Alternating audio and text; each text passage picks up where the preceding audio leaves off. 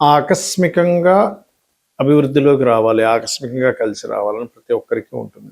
అయితే ఒక్కొక్క లగ్నాన్ని బట్టి, ఒక్కొక్క రాశిని బట్టి ముఖ్యంగా లగ్నం తీసుకోవాలి. అష్టమ స్థానాధిపతి, ఉదాహరణకి మనం ఇప్పుడు మేషలగ్నం తీసుకుందాం. మేషలగ్నం తీసుకుంటే లగ్న అష్టమాధిపతి కుజుడవుతాడు. మనకి చూడండి, అదృష్టము అంటారు చూసారా, అదృష్టం కలిసి రావడం అండి అది అంటూ ఉంటారు.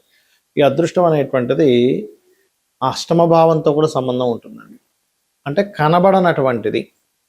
ఈ కనబడనటువంటిది ఏది ఉంది మనకి శాస్త్రంలో అంటే అష్టమ స్థానం. ఈ కనబడనటువంటి అష్టమ స్థానం ఏదైతే ఉందో అది విత్డ్రాల్ చేసుకోవడం అనమాట. ఆ రకంగా మీ యొక్క మేషలగ్నానికి అష్టమాధిపతి శుభుడు అవుతాడు. అయితే ప్రతి లగ్నానికి అష్టమాధిపతి శుభుడు అవ్వాలని రూల్ లేదు. కొన్నిసార్లు పాపులు కూడా అవుతారు. కాకపోతే ఇక్కడ ఏంటంటే మీ లగ్నానికి అంటే మేషలగ్నానికి లగ్న అష్టమాధిపతి కుజుడై మీకు అది బాగా యాక్టివ్ అవ్వాలి, లక్ కలిసి రావాలి అంటే ఏం చేయాలి, ఎటువంటి పరిహార మార్గాలు చేయాలి, ఏ రూపంలో మీకు లక్ కలిసి వస్తుంది అనే విషయాలు ఇప్పుడు మనం తెలుసుకుందాం. అయితే ఈ యొక్క విషయాలు చెప్తుంది నేనైనప్పటికీ చెప్పిస్తుంది సాక్షాత్ లలిత అమ్మవారిగా భావిస్తూ ఆ లలితాంబిక అమ్మవారి యొక్క అనుగ్రహం మీకు పరిపూర్ణంగా కలగాలని మనస్ఫూర్తిగా కోరుకుంటూ, ఇక్కడ లగ్నాధిపతి అష్టమాధిపతి కుజుడయ్యాడు, ప్లస్ లాభాధిపతి శని అవుతాడు. అంటే అదృష్టము అనేటువంటిది మిమ్మల్ని వరించాలి అంటే లాభం కూడా కనెక్ట్ అవ్వాలి. అక్కడ ఎవరి జన్మజాత చక్రంలో అయినా లాభ సంబంధం బాగుంది వాళ్ళ జన్మజాతకంలో అంటే కనుక వాళ్ళకి చాలా ఈజీగా, కొంతమంది లైఫ్స్ మనం చూస్తుంటాం చూడండి, చాలా సునాయాసంగా వెళ్ళిపోతుంటాయి. అయితే మీ యొక్క కుజుడు గనక పాపగ్రహాలతో పాపకత్తెరలో ఉన్నట్లయితే మీరు చేయాల్సినటువంటి పరిహార మార్గం ఏమిటి? మొదటిది, మీరు గోశాలకు వెళ్ళి గోవులకి కాస్త క్యారెట్స్, బెల్లము లాంటివి తినిపిస్తూ ఉండండి. రెండవది ఏంటంటే ఇక్కడ కమ్యూనికేషన్ రిలేటెడ్ సంబంధించిన విషయంలో సహజంగానే మేషలగ్నం అంటేనే కొంచెం ఆవేశం ఎక్కువగా ఉంటుంది, మనసు మాత్రం వెన్నపూసగా ఉంటుంది. అంటే చాలా మంచి మనసు ఉంటూ ఆవేశం ఉండేటువంటిది. ఎందుకంటే లగ్నాధిపతి కుజుడు అయ్యాడు కాబట్టి, అగ్రెసివ్ కారకుడు అయ్యాడు కాబట్టి ఈ యొక్క ఫలితం అనేటువంటిది ఉంటుంది. మరి మీరు ఎప్పుడైతే మీ యొక్క అష్టమాధిపతి యొక్క స్థితి ఎలా ఉందో చూసుకొని మీరు నిత్యము సూర్య నమస్కారాలు, సుబ్రహ్మణ్యేశ్వర స్వామి ఆరాధన గనక చేస్తున్నట్లయితే ఖచ్చితంగా బాగుంటుంది. కానీ అదే అష్టమాధిపతి గనక పాపగ్రహాలతో సంబంధం కలిగి ఉన్నప్పుడు ఆకస్మికంగా నష్టాలు ఎక్కువగా జరుగుతూ ఉంటాయి. కాబట్టి ఈ ఆకస్మికంగా లాభాలు ఇచ్చేది, ఆకస్మికంగా నష్టాలు ఇచ్చేది మీకు కుజుడు అవుతాడు, మీ లగ్న అష్టమాధిపతి. కాబట్టి మీరు ఇక్కడ ఏం చేయాలి, దాన్ని కంట్రోల్ చేసుకోవాలి అంటే, ఒకటి ఆవేశం పెంచుకోకూడదు, బీపీ లెవెల్స్ ఏమైనా ఉంటే ఆరోగ్యపరంగా ఈ యొక్క విషయాన్ని జాగ్రత్త పడాలి. మూడవది ఏంటంటే ఇక్కడ ఈ లగ్నాష్టమాధిపతి, అష్టమం అంటే అందులో ఆయుష్ కూడా ఉంటుంది. అందుకే చూడండి, అంత బాగా బతికాడంటే అంటే అదృష్టవంతుడు అంటే అంటూ ఉంటాం. తప్పింది, యాక్సిడెంట్ తప్పిందంటే అబ్బా అదృష్టవంతుడు అంటే అంటాం. ఎందుకు? అష్టమం ఈజ్ అదృష్టానికి సంబంధం ఉంటుంది. కాబట్టి అష్టమాధిపతి యాక్టివ్ అవ్వాలి అంటే మీకు అష్టమాధిపతి కుజుడవుతాడు. కాబట్టి కుజగ్రహం దగ్గర దీపారాధన చేయడము, ఇందాక నేను చెప్పినట్టుగా గోవులకి చేస్తూ సుబ్రహ్మణ్యేశ్వర స్వామి ఆరాధన, సూర్య భగవానుడు ఆరాధన చేస్తూ ఉంటే ఖచ్చితంగా మీకు అదృష్టం అనేటువంటిది మీ తలుపు తడుతుంది. ఇక్కడ ఒక్కొక్క లగ్నానికి అష్టమాధిపతి శుభుడైతే కొన్ని లగ్నాలకు అష్టమాధిపతి పాపవుతాడు. ముందుగా తీసుకుంటే కనుక మేషానికి శుభుడవుతాడు, కానీ వృషభానికి పాపవుతాడు. ఎందుకంటే లగ్నాధిపతి శుక్రుడైతే అష్టమాధిపతి గురువు. అంటే లగ్న అష్టమాధిపతులు వ్యతిరేక వాళ్ళైతే పాపులు అవుతారు, సింపుల్గా చెప్పాలంటే. ఈయనేమో శుక్రుడేమో మనకి దేవతలకి గురువు, గురువేమో రాక్షసులకు గురువు శుక్రుడు, గురువేమో దేవతలకు గురువు. కాబట్టి అది వ్యతిరేక ఫలితాలు.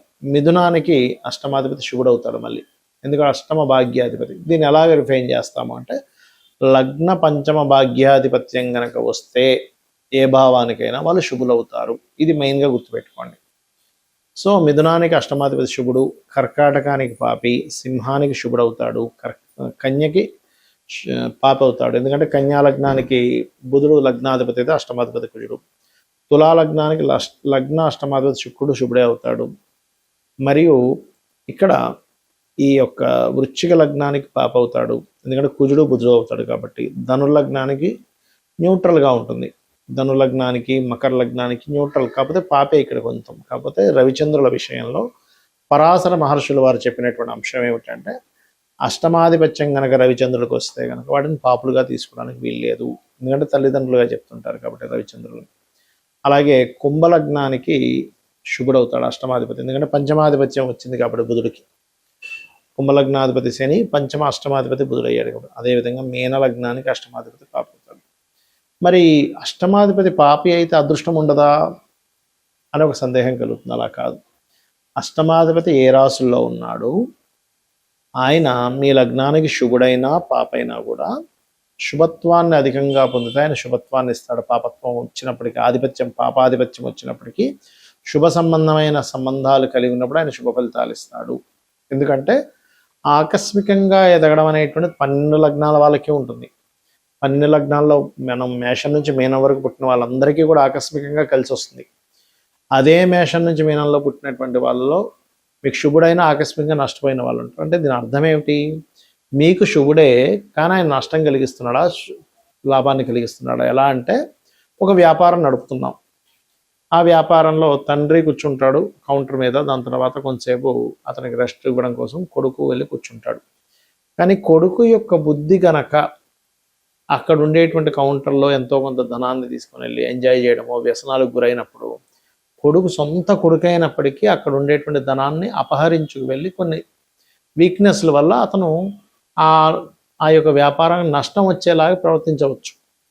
ఎందుకు అంటే అక్కడ సొంత కొడుకే, అంటే లగ్నానికి శుభుడే అష్టమాధిపతి, కనుక నష్టం కలిగించే బుద్ధి ఆ అధిపతికి పాడైపోయింది, ఆ అధిపతి పాడయ్యాడు. అలాగే ఇప్పుడు ఎవరైనా పని వ్యక్తిని మనం పెట్టుకున్నాము, ఉదాహరణకు ఒక అసిస్టెంట్ని పెట్టుకున్నాం, అసిస్టెంట్ చాలా నిజాయితీ పరుడు అనుకోండి, వాడు రూపాయి ముట్టుకోడు పాప అయినప్పటికంటే దీని అర్థం ఏమిటి?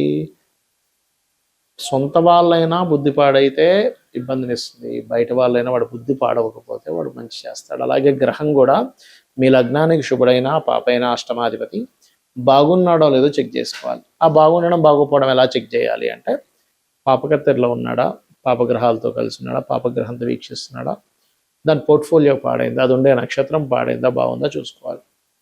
దీన్ని డివిజనల్ చార్ట్స్ అంటారు. అంటే వర్గ చక్రాల్లో ఎక్కడైనా పాడైతే కూడా దీని యొక్క ప్రభావం ఆ రకంగా ఇస్తూ ఉంటుంది, గుర్తుపెట్టుకోండి.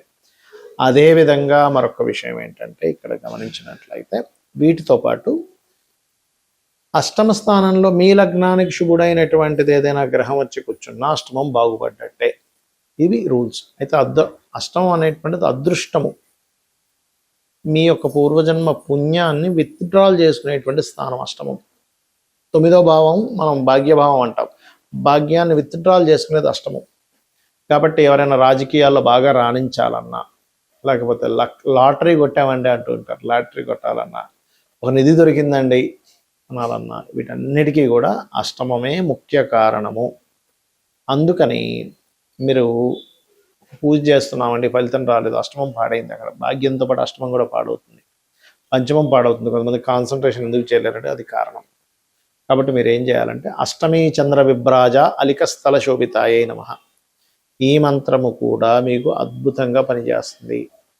అదృష్టం అనేది లేకపోతే ఎలా ఉంటుందంటే దగ్గర దాకా వెళ్ళి మిస్ అవుతుంది. చూడండి, కొన్ని మనం సినిమాల్లో చూస్తూ ఉంటాం, సినిమా హీరోల్లో కూడా చూడండి, ఏ బ్యాక్గ్రౌండ్ లేదండి కానీ వచ్చేసి హిట్ అయిపోయి పెద్ద హీరో అయిపోయాడండి అంటూ ఉంటాం. పెద్ద బ్యాక్గ్రౌండ్ ఉంది, తండ్రి చిన్నాన్నలు అందరూ డైరెక్టర్లు ప్రొడ్యూసర్లు ఉండి కూడా సక్సెస్ అవ్వలేకపోతుంటారు. దాన్ని అదృష్టం అంటాం. అసలు ఎప్పుడూ కొననటువంటి వ్యక్తి ఎప్పుడూ లాటరీ కొంటే టక్కన వాడికి కలిసి వస్తుంది. అసలు ఎప్పుడు నేను వెళ్తా అనుకోలేదండి గవర్నమెంట్ జాబ్లోకి, ఫ్రెండ్ ఏదో సరదాగా వెళ్ళాడు, ఫ్రెండ్తో పాటు నేను ఏదో సరదాగా అప్లికేషన్ పెట్టాను, గవర్నమెంట్ జాబ్ వచ్చేసింది అంటాడు. అలా కాకుండా మరి కొంతమంది కొన్ని సంవత్సరాల తరబడి పాపం ఎంతో కష్టపడితే కానీ రాదు కొంతమందికి, దీన్నే అదృష్టం అంటారు. ఆ అదృష్టం అనేది పంచమ లాభ భాగ్యాలతో పాటు అష్టమ స్థానం కూడా సంబంధం కలిగి ఉంటుంది. బికాజ్ ఆఫ్ పూర్వజన్మ పుణ్యం విత్డ్రాల్ ప్లేస్ కాబట్టి నేను ఇందాక చెప్పినటువంటి ఓం అష్టమి చంద్ర విభ్రాజాలిక స్థల శోభితాయ మహామంత్రం చేసుకోవడము. మరి కొంతమందికి ఇప్పుడు మనం చెప్పుకున్నాం ఏది నిధులు దొరుకుతుంటాయి ఎలాగా అంటే, పూర్వజన్మల్లో వాళ్ళు ఒక ఊరంతా ఏదో ఇబ్బందులో పడితే వాడి దగ్గర ఉన్నది మొత్తం సర్వస్వం కూడా దానం చేసిన వాడి వ్యక్తి అయి ఉంటాడు.